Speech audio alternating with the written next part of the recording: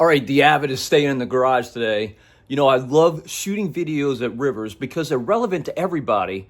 No matter where you live in the country, you live close to a river, more than likely. So I'm gonna meet one of my good buddies today who's a definite river rat, Jeff Bruhl. He grew up fishing the Chifuncta River, which is really close to my house. He's been setting and running limb lines lately, catching a whole bunch of catfish, and it should be prime today. We had a little bit of rain yesterday. That's gonna raise that river level. He said that's when the catfish really go crazy, or at least that's the hope. Let's find out. Come along with me. We'll be on the water soon. All right, Jeff and I are on the river. It's nice and early, as you can tell. Sunrise just kind of happening, but it's a cloudy sky. First things first, we're gonna set the limb lines, right? Right. We're gonna set the limb lines, and then we're gonna try and do a little bit of fishing, see if we can catch some bass, maybe some perch, whatever, we'll see. Did you catch bait yesterday? Yeah, I got some bait. I got some big shiners cut up from the pond next door. There we go, got some big shiners. That's what we're gonna use for bait. All right, we just got a little bit of a run, and then we'll be setting the lines. All right, so this is all foreign to me. We're gonna learn it together from Jeff. So you got your rigs here, huh? Yeah. All tied up? Yeah. You basically just need a good circle hook and a strong line. You know, some of these big catfish will straighten your hook. What size hook do you use? I start with a 4-aught. I got some 8-aughts. Okay. I'll let you drive. Okay. I mean, you wanna just go up in there? Yeah, we're just gonna pick the point on it. How heavy a weight is that, do you know? About 2 ounces. 2 ounces, okay. Cut it on over there, Kyle. That limb? Okay. And hopefully I don't throw Jeff off the bow.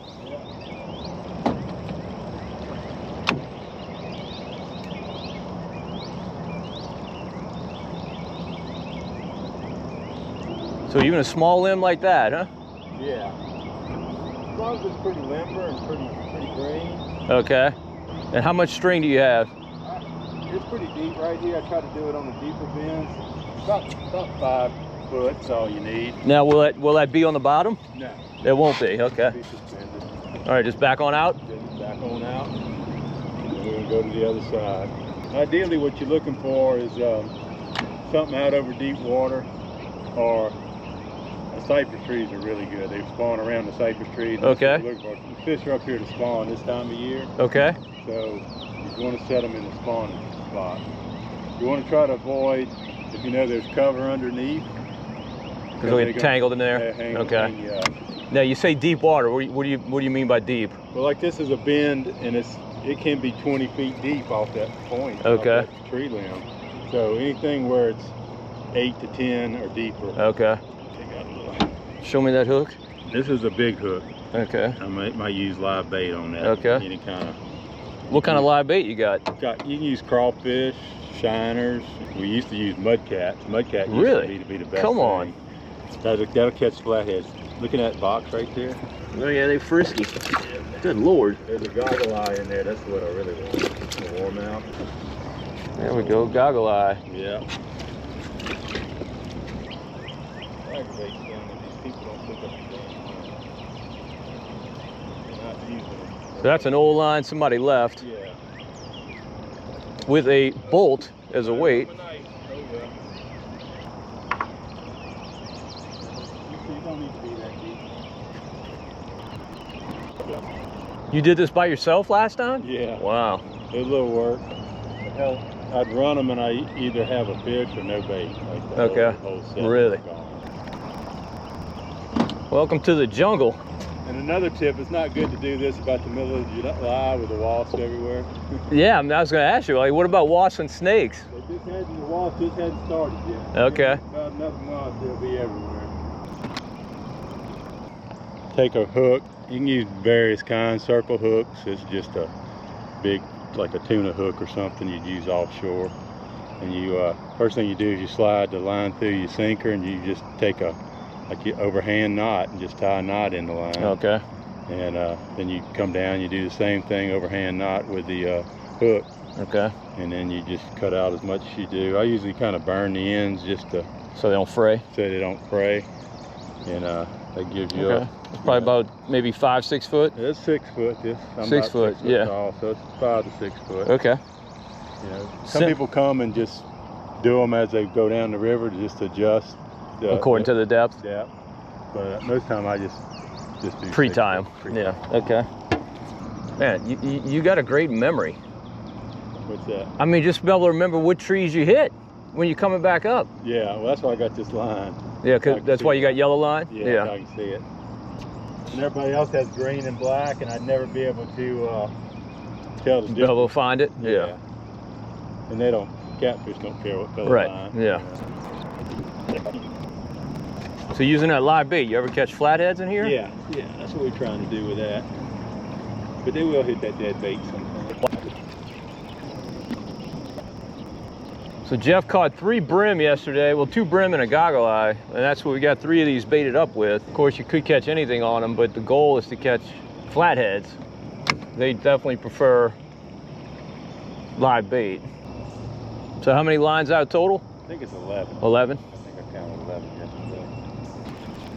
All right, so we put out 11 lines. Jeff likes to let them soak about 30 minutes. And while they're doing that, he likes to target bass. There's a big shad run on this river in the springtime. So he likes to throw baits that kind of mimic those shad. And man, he catches a ton of bass doing this. Let's see if we can today. You think a pop R or what? You got a prop bait? I don't have a prop, I got a pop R. They'll hit that, but you're better off with a prop bait. What are you throwing? I'm throwing a boy howdy. Boy howdy, all right. Now, does it hit props?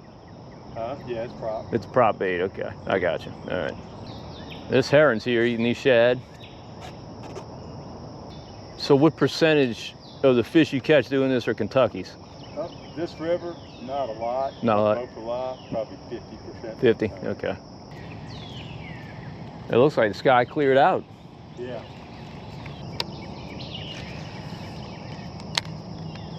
I hope we catch 4 or 5 doing this, give you a little backup. Right. Oh, missed it. There are bass. I don't know.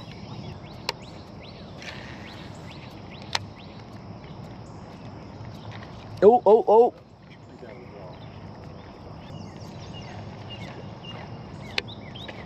Oh, oh, what is that?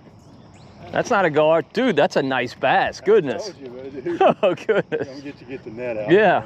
Where is it? It's right here by this ice chest. Oh, my goodness.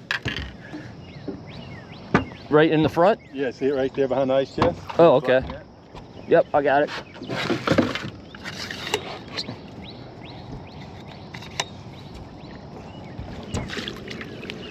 That's a nice bass, Jeff. Yeah, oh yeah, that's what I catch up here this time of year. How you like that one? Look at that. Look at that. Running on shad, huh? Yep. That's probably about a 4-pounder, don't you think? Yeah, it's about a 4. Get her back in the water.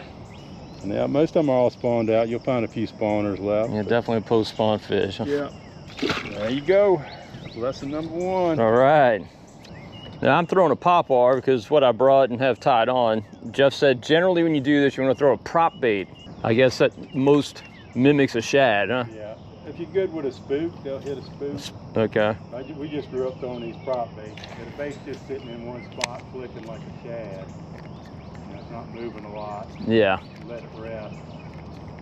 All right, Jeff loaned me this bait called a crazy shad. Prop on each side. See if we get some bites on that.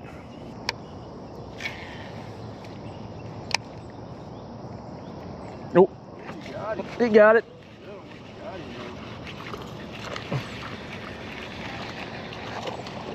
Maybe the 3rd cast with the crazy shad?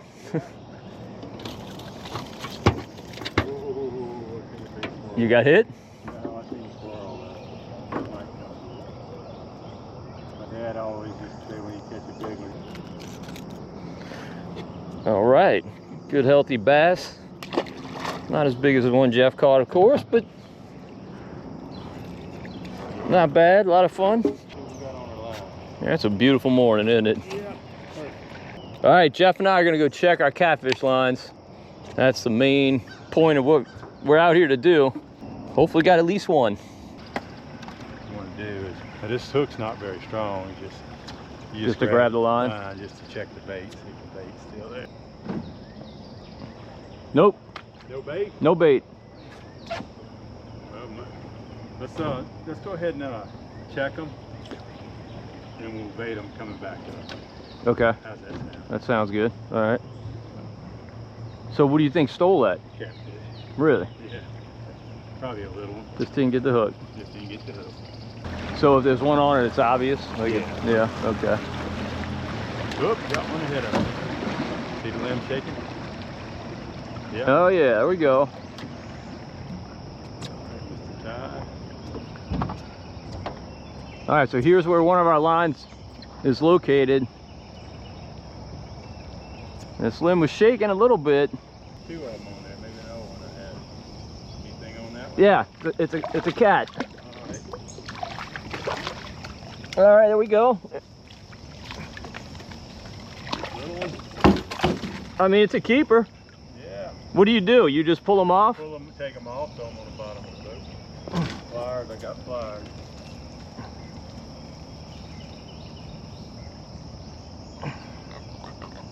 All right, there we go. A good eater. Yep. You go before you drop it back in, bait her up. Just throw them nice as you can. All right, fish number one. Here we go. Good start. That's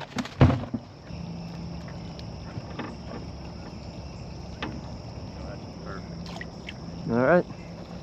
So is that about a typical size? No, that's a baby. A baby. I was catching them up to 10, 12 pounds. All right, so Jeff and I are planning on cooking some of these when we get back to the landing. So at least we have something to eat for lunch. Jeff likes to blacken catfish, which, you know, you can never go wrong with that. So that's what we're gonna do for y'all today. The limb is shaking. Where you see it. See that shaking through there? Oh yeah, yep. All right, we got another shaking limb up ahead. Good sign something's on that. So Jeff knows this river well. He's been fishing his whole life. He's got a much better memory than I do about where we tied these.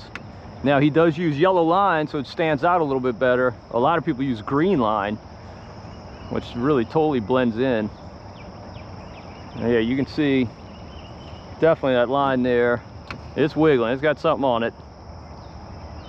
We'll see how big he is.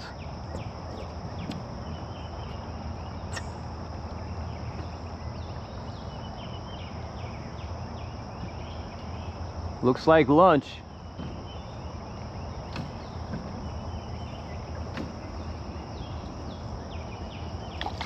Yeah, about the same size.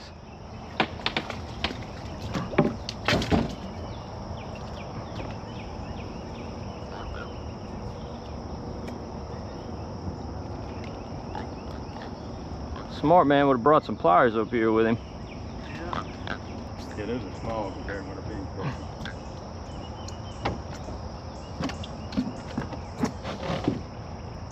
All right, so all you do is just rebait it after you run it. Drop it right back in. Hopefully it catches another one.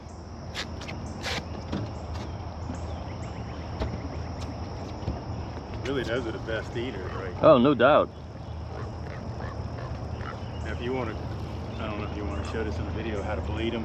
Oh, do you cut them? But you Cut probably not on these little ones, do you? Yeah, You- but it doesn't really matter with little ones. I Yeah. usually do them all. Okay. All right, Jeff is saying these are little ones, which, you know, it's probably about a 2-pound cat, but these are definitely the best eaters. I guess they're harder to spot on windy days, huh? Because everything's moving. Yeah. See it? Yeah, I see. Yeah, yep. We got one up here. Man, this limb's just going crazy. Might be a big one. Might be a good one. This limb's going nuts.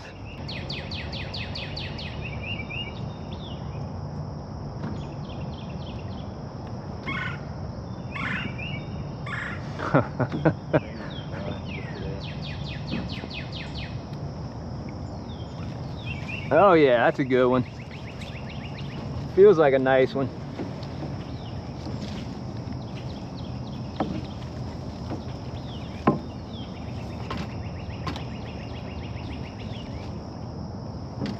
Yeah, he's bigger than others.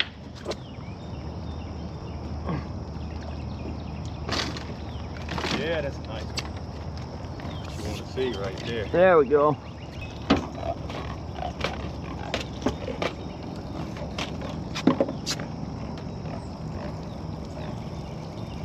I can't believe this works as well as it does. All right. Laid that one.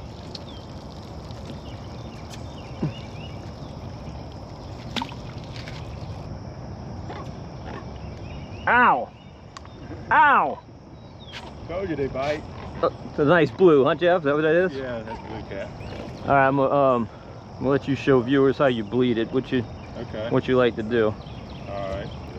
This is pretty awesome, man. I'm impressed. All right, so Jeff likes to bleed these fish, makes them taste better. He's gonna show us what he does. You can cut them right under the gills here, all the way across. They'll bleed here, but usually we usually just bled them on the tail down here until you get to the bone. You'll hear it kind of click. Oh yeah. And you see the blood come pouring out. And that's all you need to do, huh? That's all you need to do. That'll bleed them down. All right, so what Jeff and I did, we put the lines out heading upriver, and then we came back downriver and checked them, and now we're gonna head back upriver and rebait the lines. We checked one of the ones that had nothing on it and it had no bait. So based on what we saw down here, pretty much you're ensured that if either you have a fish or you have no bait. You know, Jeff said sometimes these smaller fish will just clean you out. So you got to check them and rebait them. All right, we got this one moving. Now we're not sure if it's live bait or if it's a catfish. It's not moving a whole lot. It might just be a live bait swimming around. I don't know. I'm thinking cat. Yep, small cat. But keeper. Yeah, oh yeah. That's the channel cat there. See the spots? Ooh, man, he's barely hooked.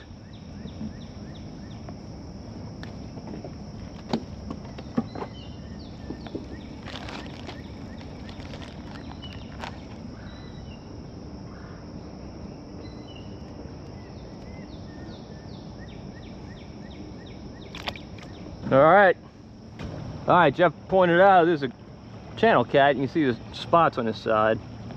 You notice any difference in taste? Channel cats and blues? No. No difference. The flatheads are better taste. Yeah. They a lot better taste. All right, what do you think about the lazy way to catch fish? I love it. I think it's awesome. It's almost like running crab nets. It is. What you want to see is that water dripping off the limb, because that fish pulled the limb way down in the water. Oh, I got you. Yeah, okay. You can see Jeff's high-tech line grabber here. There's some duct tape. What we got here? Coat hanger? Yeah. What is that, Jeff? I don't know. Got one on this one. See? What you pointing at? That big one. Oh, yeah. The one. Yeah, now I see it. Shaking. Yeah. All right, we obviously got a fish right here. He was not here on the way down when we were checking these. So he just found his bait pretty recently.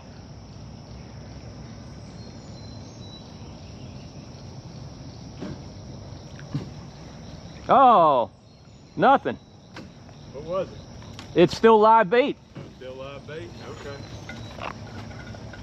But it doesn't look too alive anymore. That was shaking pretty good for Yeah, I think there had to be a fish on it. yeah, we'll come back and get it. Some of my live bait the other day was all scraped up. You can tell something. That looked like it had been in a fish's mouth. Yeah, he'll come back and get it. All right, so we checked the last line. We got them all baited again. What did we get on that? Maybe 4? I think we got 4. I'll take that. Yeah. About 40%. That's better than we was doing on tests in school when we were kids. Right.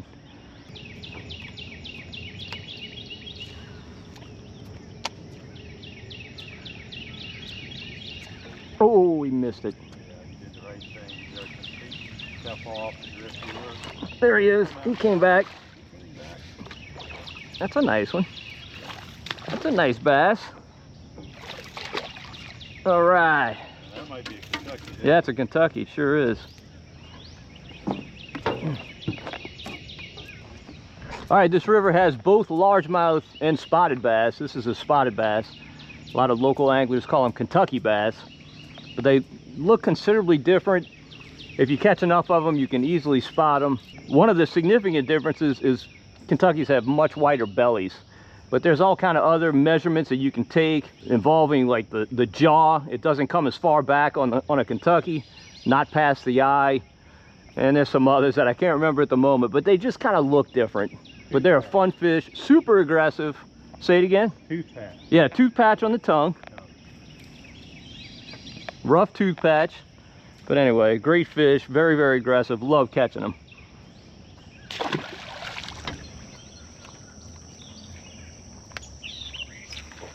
Ooh! Yeah. He get way off the bank. Oh, Kentucky. yep. I've got that live bait. See the big splash, see him? Over here? Oh, look at that. Yes. Look at that limb. A big one. We're doing our final run. This is the first one we've come to, so all we're gonna do is cut the lines off, put them in the boat, keep all this area nice and clean. A lot of people leave their lines, Don't do that. but you know, you're bass fishing, you get snagged on them. It's not a lot of fun. All right, so look at this limb. Hopefully you can see that. There's something nice on there. Of course, who knows if it's nice. Might just be an aggressive fish, but Jeff thinks this was a live bait.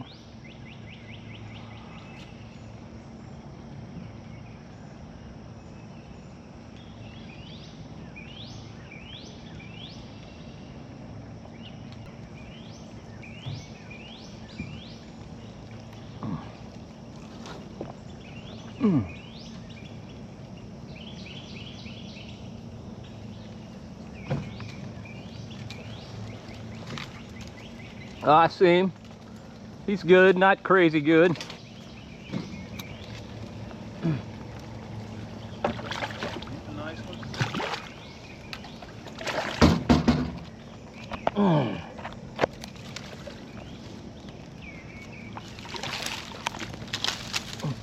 All right, there we go.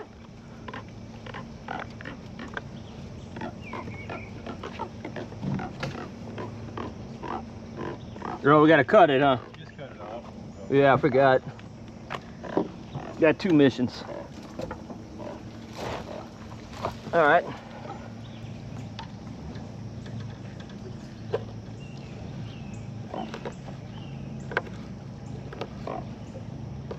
Got him? Yep.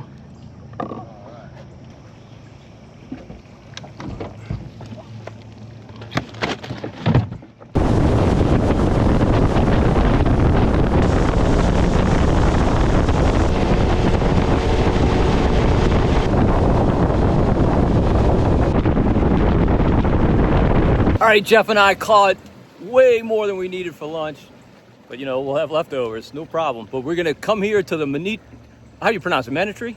Manatee. We're gonna come here to the Manatee launch and blacken them. This is what Jeff likes to do with catfish, and I'm not one to argue because I love blacking fish. All right, Jeff is cleaning these fish up. We're here on the tailgate at the boat launch. They're doing a lot of construction.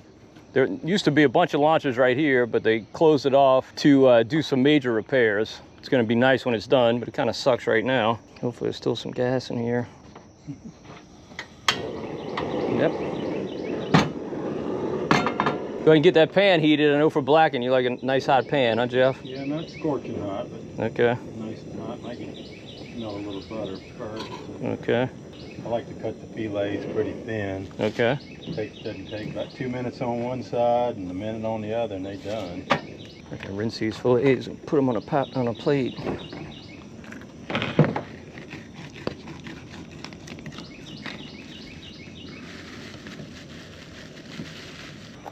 This thing gets super hot, Oh yeah. like in no time. Got a little All right, butter? I'm gonna let you handle it from here. Got a little butter? Got some butter. Put a little butter on there.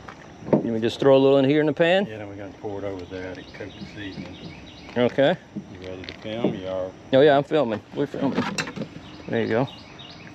All right, so Jeff, first you're gonna melt the butter. Yep. Ooh, you have a pot holder? You got a rag right there, I huh? got a rag. Yep. Dump a little bit of that on the. Dump that on the fish. Oh man, smells good already. Brown butter. Mm-hmm. And what brand is that? That's a Louisiana fish fry. Cajun blackened seasoning, all right. Yeah. I assume you've tried that one before, huh? Oh, yeah. You like it? Yeah. Get that pan good and buttered up. What I'll do is I'll drop them on seasoned side down and then put a little bit on top of them. Dude, it already smells incredibly good out here. Those poor construction workers. At least the wind's blowing that way, away from them. Dude, that smells good. Watch timer, 2 minutes. 2 minutes, all right. I got 2 plates, 3 plates. Here's my spatula, wherever you want that. After 2 minutes. All right, if you've never had blackened fish, something you definitely got to do. Cast iron skillet, absolutely essential. It just holds the heat so much better and transfers it so much better. Man, it smells so good out here. I usually do 2 minutes on one side, flip them over, a minute, and they're usually done. Okay. But if you've got a thicker fish, you might have to go a little longer. Go a little longer. And you can see some of the center pieces, they're already white all the way through. Right. And we're going to start flipping. Ooh, definitely looks good. Good crust on the bottom. Man, I didn't realize I was as hungry as I am. All right, so how does that look? That looks pretty incredible. Jeff's seasoning up the next batch. These were swimming maybe an hour ago. Does not get any fresher. I mean, look where we are. Out here at the boat launch. All right, it should be done. Usually you can check it. You know, like you flake them. Yep. See, it's definitely done. Done. Yep. So like the 2 and 1, that's usually the key. 2 minutes, 1 minute flip. Seems a little hot on the outside. And we'll go in the next batch. It don't take long to cook them like this. Make sure our cholesterol levels are good. Absolutely. Sprinkle the top again a little bit. You don't need much. Another big key when you blacken, you do want your pan smoking a little bit, but you don't want it like red hot fire. You just want to get it up hot and then a little medium to high heat, to medium heat. And because you don't want to burn it, you want to, you know, cook it. Right. Yeah, so a lot of people mistakenly think blackened means burnt. It really doesn't. Yeah. I don't like eating burnt fish. I love eating blackened fish. This camp stove is 15,000 BTUs, which is a ton. I've tried before turning it all the way up, and it just, I mean, the pan gets way, way, way too hot. Got it about halfway, a little bit less than halfway right now. It's super powerful. It does the job. Well, you can see already, it's been about a minute, but yeah, it's getting white around the edges. Like I said, 2 minutes, it'll be done on the bottom. You flip it over, and it'll get the top part. All right. And it won't be dried out. It'll be good and moist, and be delicious. Yeah, I find blackening works well with certain species of fish. Definitely you'd say catfish is one of them. Yeah, catfish is good. Of course, redfish. You can do bass, but I prefer, like with the catfish, etouffee. Just about any kind of Cajun dish, Creole, sauce toucan, it makes good gravy type dishes. Okay.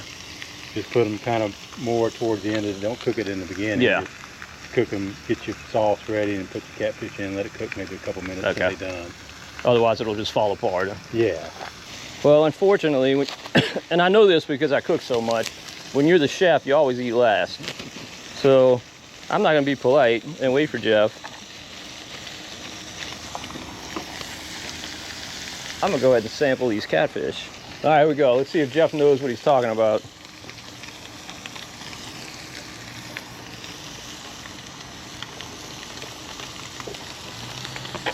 All right, you can turn her off. I'd say he does. You can throw those in there if you want. There you go.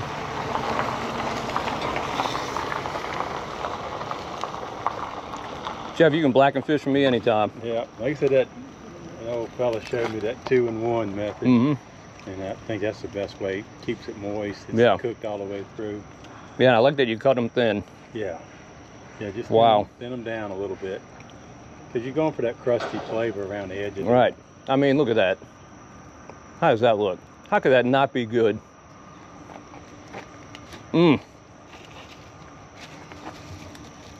Particularly out here.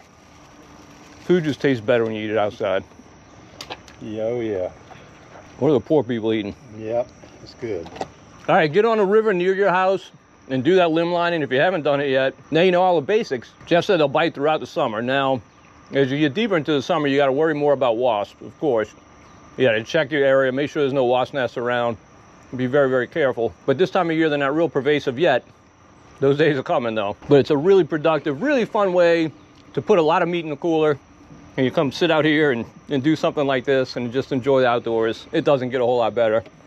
All right, well, hopefully you enjoyed the video. If you did, please give it a thumbs up. Also subscribe to the Marshman Masson channel on YouTube.